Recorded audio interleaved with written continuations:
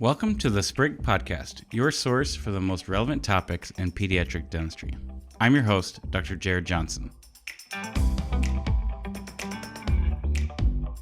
Today on our show, we have Dr. Sarah Kahn, and we are going to be going through her journey over the past few years, going through dental school and residency. And if you haven't heard her story, it is wonderful and exciting, and she's got some great experience in the public health sector, as well as leadership through the American Dental Association and the American Academy of Pediatric Dentistry.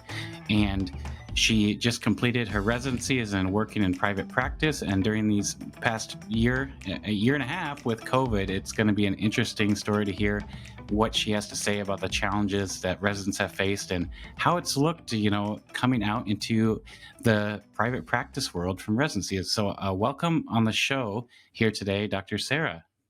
Hi, good afternoon or good morning, wherever you are. It's so exciting to be here, and thank you so much for that great introduction. And I'm very excited for our chat today.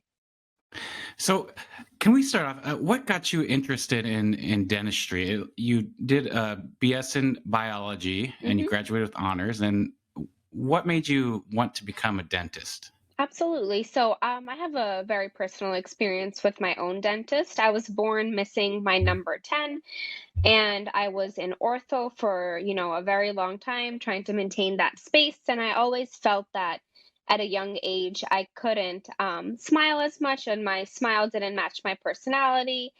And through a lot of ortho treatment and through implants, I was able to receive an implant and get that space closed. And I think that boosted my confidence and self esteem. And I wanted to be able to do that for others.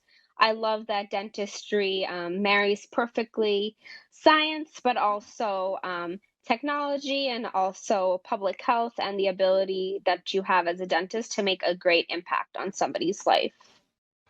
And you had mentioned public health. That is something that I think fits really, really well with our mission as pediatric dentists. If you look at pediatric dentists, most of us do treat underserved people, Mhm. populations on Medicaid, maybe some at risk populations. You also have a master's in public health. Did that come before or after dental school? It happened during dental school, which was, to be honest, very crazy. I applied for the dual degree program after my first year of dental school, and I was lucky enough to be accepted, and I also received a scholarship.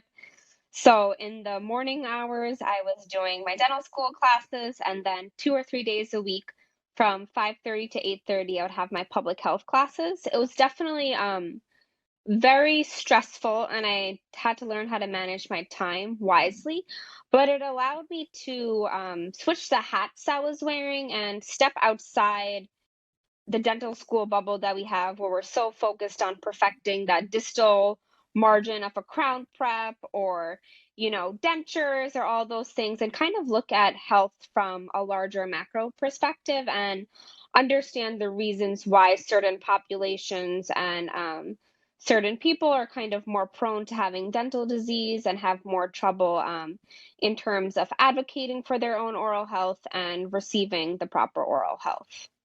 I think that's really important that we realize that with everything that's, going on with diversity, equity, and inclusion in this times. I know there's some challenges we have here with health equity in Iowa, and we have one group of kids on a CHIP program where the reimbursement is what Delta Dental pays us, and Mm. the Medicaid kids are that get support from the federal government are a lower fee schedule. So there's a lot of avenues in public health. What's the biggest thing you've taken from your master's in public health into the pediatric dentistry world?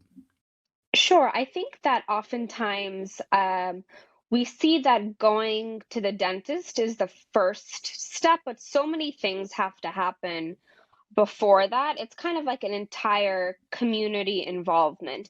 Not only do kids have to be advocated for at school in terms of, the snacks they receive, what types of emphasis they have from their parents and their teachers, but also the pediatrician and other interdisciplinary healthcare professionals have kind of all coming together to view the child as a whole, not just when the child comes to the a dentist, eventually when they do, sometimes it's too late, and now they have 20 out of 20 of their primary teeth that have decay, but what happened before that? So I think we need to work not only as dentists, but as healthcare professionals to try to really emphasize that the AAPD standard of getting kids into the dentist at the age of 1 and emphasizing good home care habits because a lot of good dentistry and a lifetime of health happens at home, less so what we do. We're kind of there just to be their cheerleaders and, fix problems as they arise and provide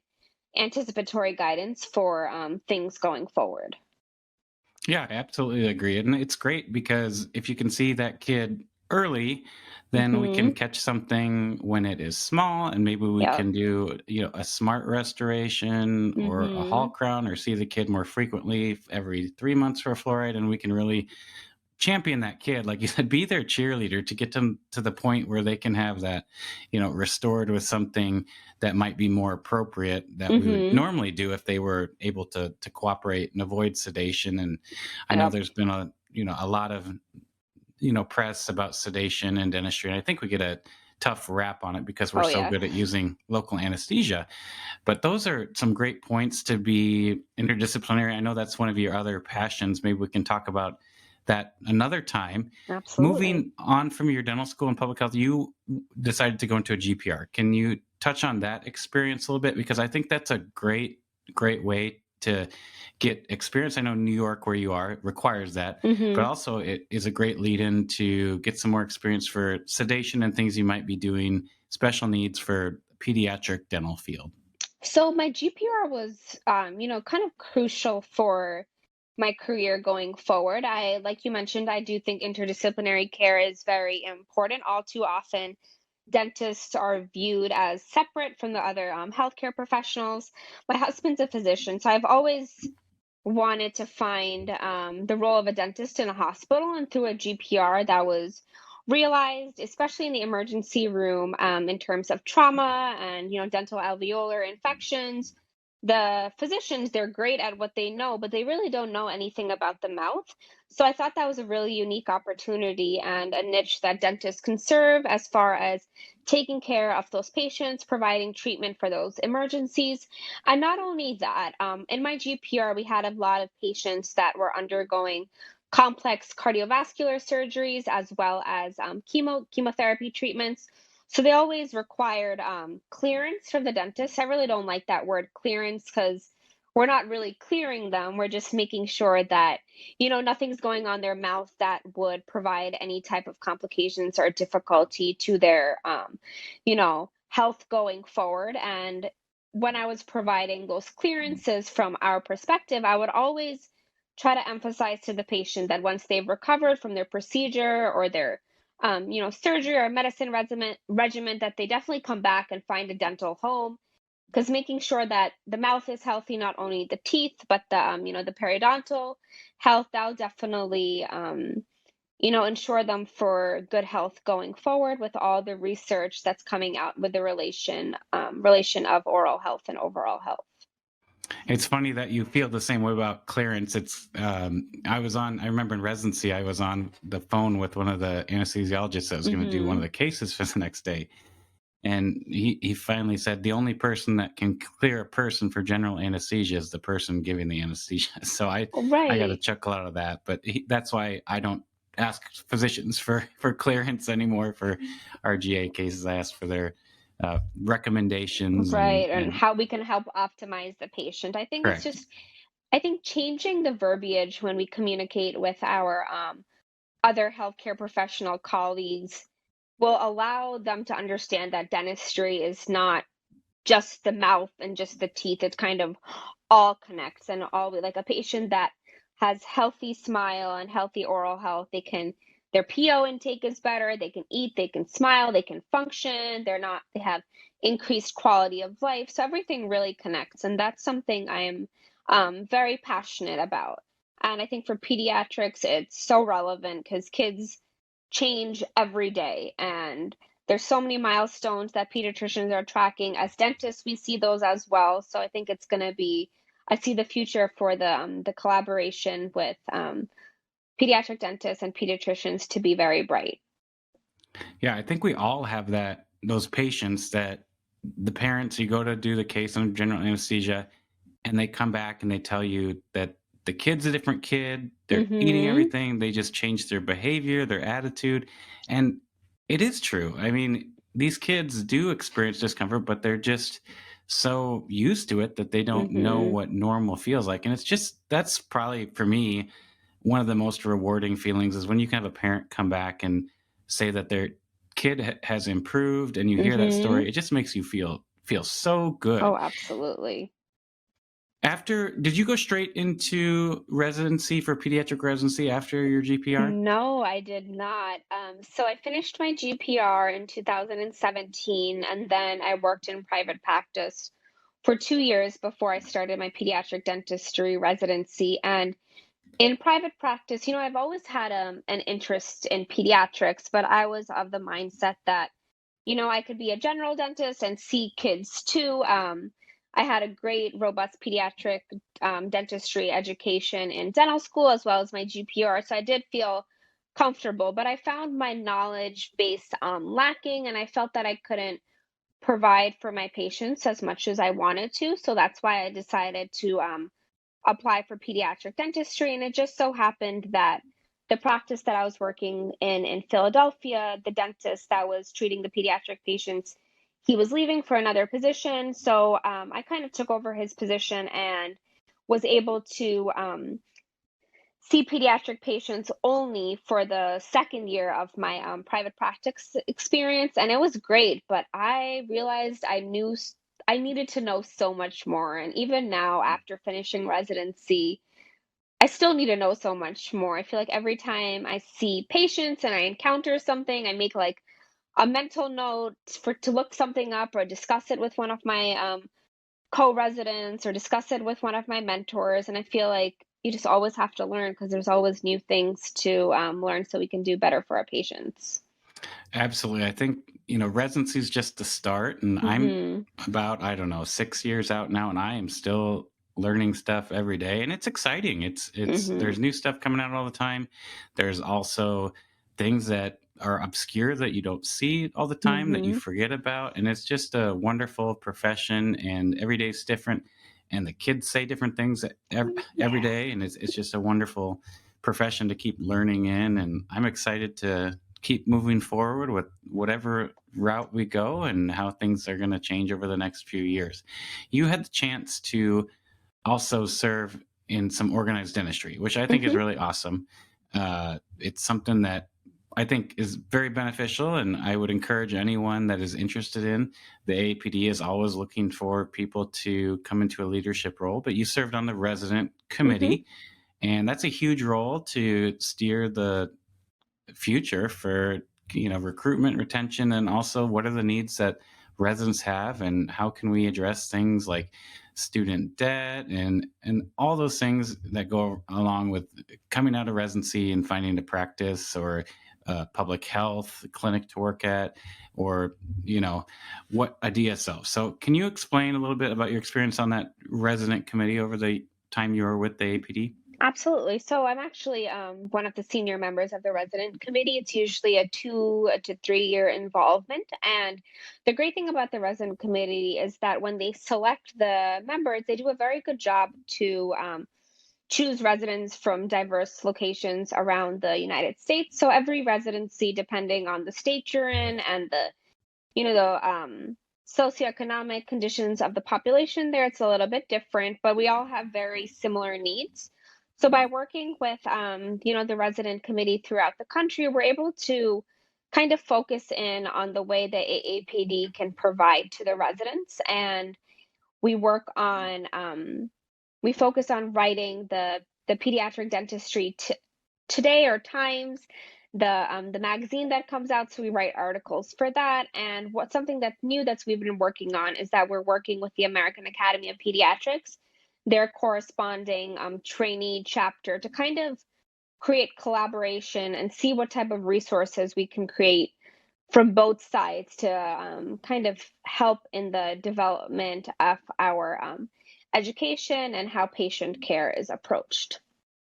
I think that would be, given our discussion today, hugely beneficial to Mhm. kind of help us bridge the gap and start where we're in the mode where we're learning and be able to get people to connect in that matter.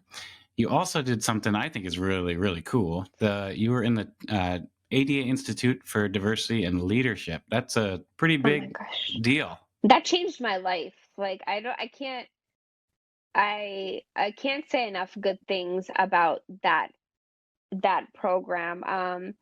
I applied, and by some miracle or something, I was accepted, and I was actually one of the last classes to have the in-person meetings because the class after me, actually, a lot of the meetings were virtual. So the ADA does a really good job in creating a very robust curriculum for leaders. We not only participate in monthly seminars regarding various leadership problems and techniques, but we also focus on a particular topic or something that we are passionate about. And then through that project, we get to implement the things that we learned. And that's been really great. My project that I actually did was very similar to my work in the resident committee. I found that when I was in dental school, I was heavily involved in ASDA, the American Student Dental Association, and I was involved in,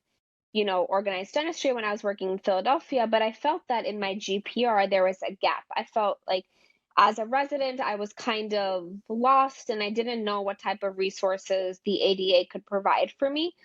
So I focused on seeing what the ADA has existing and what kind of things they can do going forward as in regards to improving the resources that are available to residents. What were some of those things that just came top of mind that were some resources that you thought would be beneficial? Definitely job searching. I think there's a lot of misinformation almost about how to search for a job, what the right type of job is. We all go into dental school saying that, okay, we'll come out in 4 years and be a dentist, but nobody really talks about what it means to apply for a license, apply for a job, sign a contract, what's a W 2 versus a 1099, all those questions. And those resources exist. I think they're just not readily available, or people don't know where to look or what questions to ask. So that was one of the top concerns I found when I did a survey for the residents.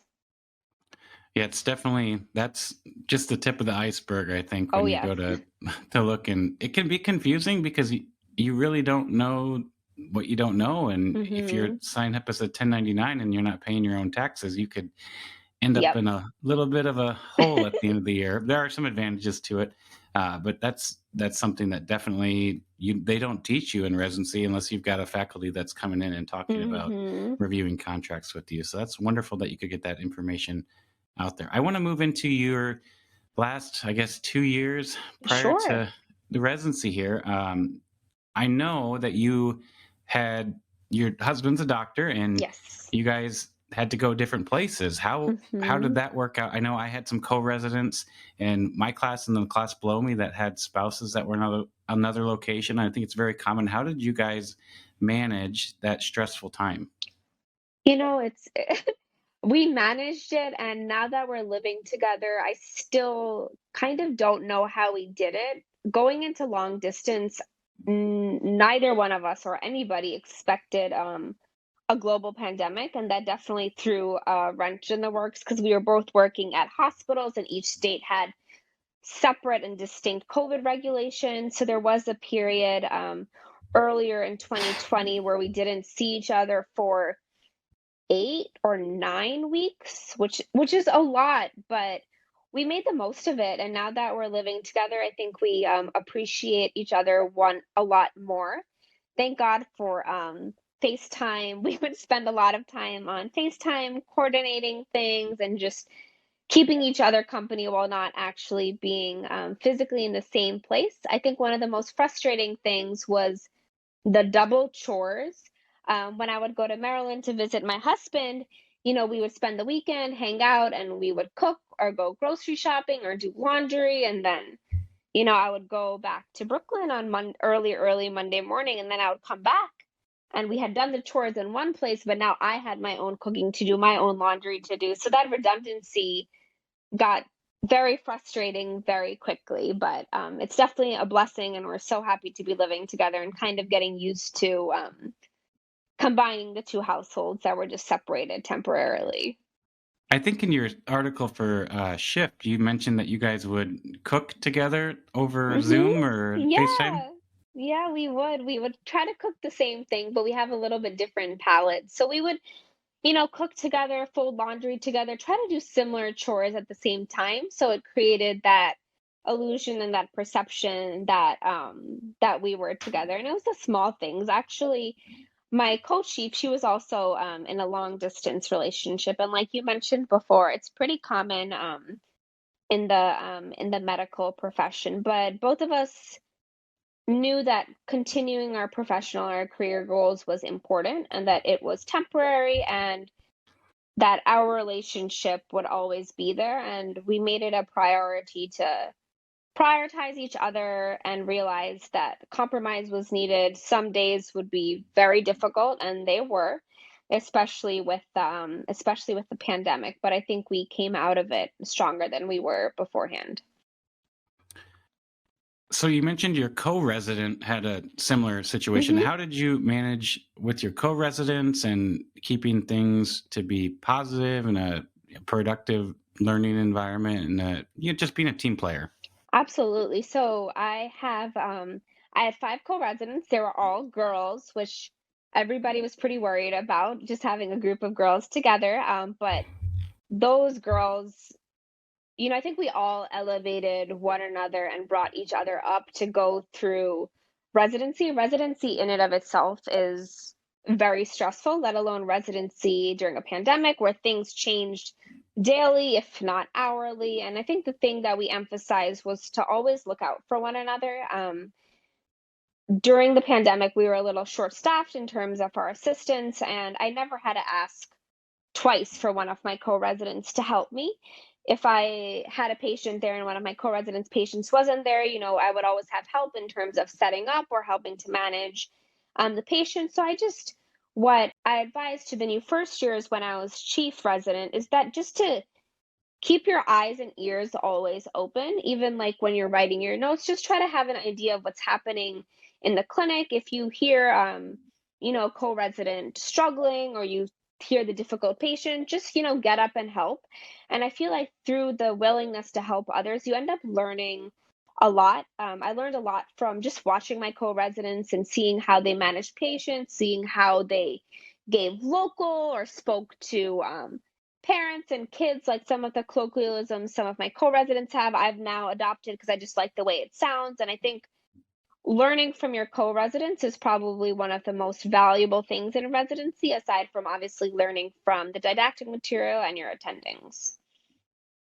One of the things I did was I found one of the second years as a first year to kind of be my mentor. I know Hmm. they set us up, but everyone's got different personalities, and sometimes the setup isn't the best. But Yep. um, the setup was great, and I learned a lot. We still talk almost every week, Hmm. and he owns his own private practice too, and we go through the same things, and we can bounce things off. So I think those relationships that you build during residency with your co-residents are really important. And I think, like you hit on, being a team player and being able to come up and pick up and help out when you need to, and realize something that you might need to do to get out the door can wait so you can help Yep. someone Oh, else. So I absolutely. think that just absolutely is the truth. And I think you hit the nail on the head when you said you'll learn a lot more. Yeah, and that Did you nature do of sorry, that nature of helping is contagious. I feel like if other people see you doing it, they're more willing to do it, and I think it's a great way to make your residency a lot of fun.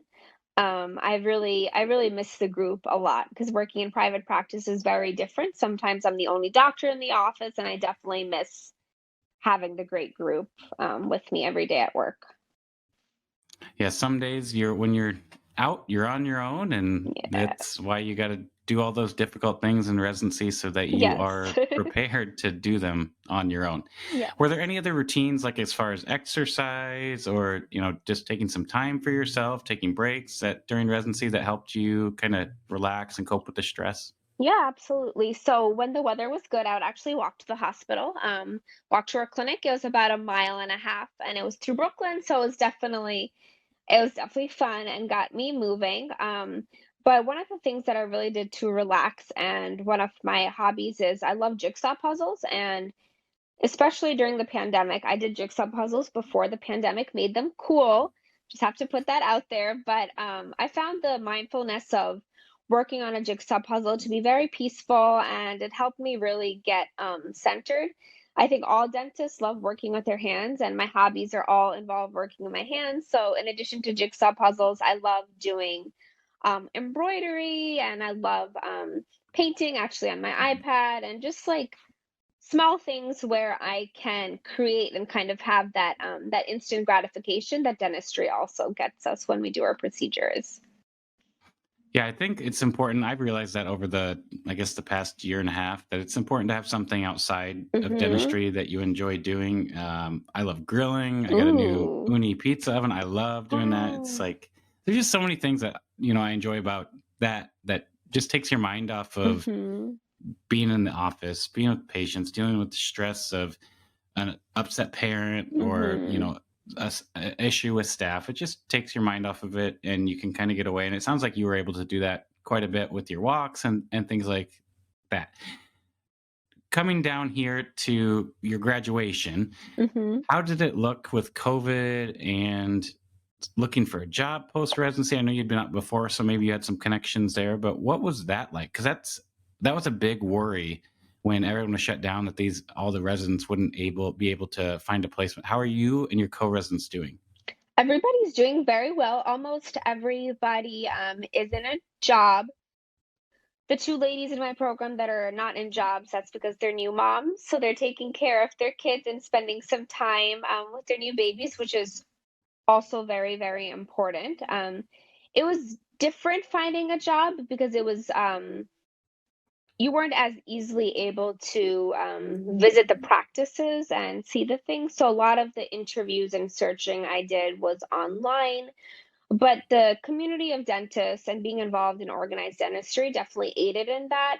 I had never lived in Maryland before my husband's here, but I did know some people that knew some people in Maryland. So that was a great way to kind of start the conversation. And then from there, there were some video interviews. And once the video interviews went well, I visited the practice, and, I signed a contract. I actually did that pretty early on back in February because I wanted time at the end of my program to focus on my research and my board. So I'm super excited that that went well. And from what I've been hearing, talking to my co residents and other graduating pediatric dentists, I think everybody is well placed despite the worries that we all had.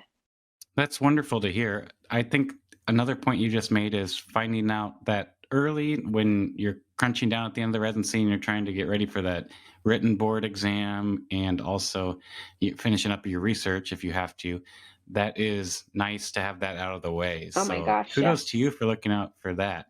What types of practices did you look at joining? Did you look at solo practice, taking over a solo practice, a large group practice, or a dental service organization? What types did you get gravitated to? So I was really looking into all types of practices, but what was important for me was kind of the ethos of the practice. I wanted a practice that focused on, providing good care to the patients and becoming a part of their family. And I like the idea of a practice that kind of grows up with the children, and parents bring multiple generations of like not parents bring multiple, there's like multiple generations of patients in that practice, and patients look forward to coming to that practice. The environment is fun, it's collaborative. Not only is there focus on the dentistry itself, but establishing good habits for the children, identifying other components of the child, such as looking for sleep apnea issues or tongue tie issues, and kind of combining a little bit of everything so it becomes a true dental home.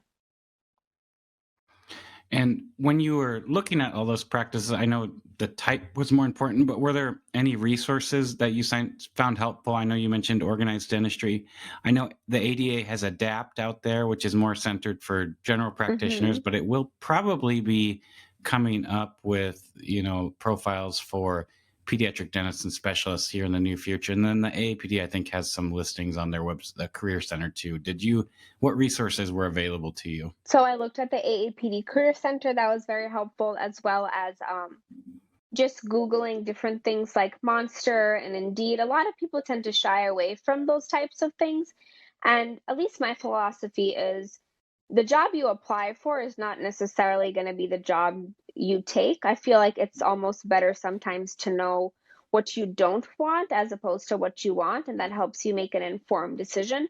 I remember very specifically when I was applying for a GPR job, one of the practices I applied for, it was great on paper. I was like, this is a beautiful office, so like technologically up to date. And then literally the first question the practice owner asked me, he was like, how long does it take you to do a number 15 endo? And like I was in the middle of my GPR and I was like, 3 hours, which is, I was honest. I'm not gonna lie. And he was like, 3 hours. He's like, I want somebody to be able to do endo in 45 minutes. And that blew my mind. And like the conversation did proceed beyond that, but I knew that that's not the type of practice I wanted to focus to work in, or to be with that type of person, because that was against my philosophy in terms of how I wanted to approach dentistry. Yeah, there certainly are people that can do 45-minute number 15, but I think most of them are probably endodontists. So Right, you're probably exactly. or have a lot of experience with the second maxillary molar endos. So Mhm. that brings me to my last question here is how do you feel like your residency prepared you to be in the position you are? I know that's what a lot of fear I had when I came out. I was like, oh, I don't know everything, but did you feel like you knew enough? Is there something wish you would have got more of, or how do you feel today practicing? I know your experience is wonderful with organized dentistry and the Mhm. GPR and your residency. So what things are residents should they know coming out that they're going to be prepared to go and see their patients? Sure. I think residency is a great time to ask a lot of questions. I realized this after a graduated residency that never again, maybe not never again, you'll likely never be in a situation where you're surrounded by so many other pediatric dentists. Between your co-residents and your attendings, there's so much opportunities for picking one another's brains. And I think that was the greatest thing I took from residency. I think that was the greatest thing that prepared me for the real world, is the ability to ask other people questions and work on problem solving together. Residency was very busy and some days crazy. And I think being in residency taught me a lot about how to problem solve. Sometimes when a patient's behavior was really bad and you just needed to do something, I think it taught me to be a little bit more fearless and understand that you have the support there. And as long as your intentions are right and you do the best for your patient, that you'll be able to do well. One thing that I wish I had more experience in is just having more time for OR cases, and that wasn't anything specific for my residency. Just because of COVID, a lot of elective surgeries were canceled, and unfortunately, dental oral rehabilitation falls into that elective category, whereas for a lot of our patients, it wasn't elective. It like really needed to be done. And those 4 or 5 months where the OR was closed, I definitely missed having more opportunities to treat patients under GA, because I feel like that's a great opportunity just to work on your speed and clinical skills without really worrying about behavior management. Absolutely. So it's been a pleasure having you on the podcast today. Thank I'm you. excited to hopefully have you back. I do want to bring you back to talk about interdisciplinary care. Yes, let's do it. And I think you mentioned a lot of things that you already like tongue ties, sleep apnea. There's just so There's many so things. I remember much. I referred a kid who had like a Brodsky 4 tonsils that Oh I my wasn't going to gosh. sedate in my office to the ENT. He said they didn't need to come out, and then 2 years later, he ended up taking them out. So I Oh, think there's wow. a lot of things that we can definitely help. Not tell them what needs to be done, but Mhm. kind of just start that conversation with our medical providers. So I Exactly. really appreciate you bringing that part into it, and I've really enjoyed hearing your experience and that you are successful, and a lot of the fears that maybe some of our first year residents or second year residents have that were first years last year have, they can come out and be confident Oh, and be absolutely. prepared to knock it out of the park when they graduate. So Yeah, thanks again. of course. Thank you so much for having me. Thank you for listening to the Sprig podcast. If you enjoyed the show, be sure to subscribe, leave a review, and share on social media. If you have any questions or if you have a topic you would like to hear covered in a future episode, please email podcast@sprigusa.com.